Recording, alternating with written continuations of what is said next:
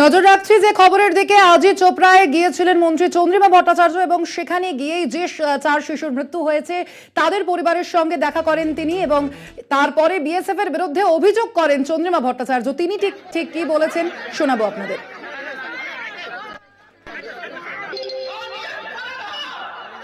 যে মায়েদের এই কান্নার সাথে এখানে কিন্তু সবাই ঐক্যবদ্ধ হয়ে আছে।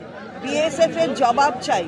বর্ডার সিকিউরিটি ফোর্স তাদের এরিয়া বৃদ্ধির সময় মনে থাকে, তাদের কত কিলোমিটার আরও বাড়াতে হবে, তার জন্য আইন আনতে হবে, সেসব তাদের মনে থাকে। কেন্দ্রীয় সরকার সেসব করে দিচ্ছে। তো সেই আইনের বলে যে এই যে এক্সটেনশন করছেন, রাজ্যগুলির ভেতরে ঢুকে পড়ছেন আরও বেশি করে, কিন্তু আপনি তো বর্ডার সঠিকভাবে মেনটেন করছেন না। যদি বাচ্চা হতে পড়ে যায়, আপনি বর্ডার মেনটেন করছেন? এটা আপনি একজন আধিকারিক, যে আধিকারিক কেন্দ্রীয় সরকারের কাছেও জবাবদিহি করতে হয় আপনাকে, আবার রাজ্য সরকারও যদি আপনার জবাব চায় তাহলে সেই জবাবদিহি কিন্তু করতে হয়।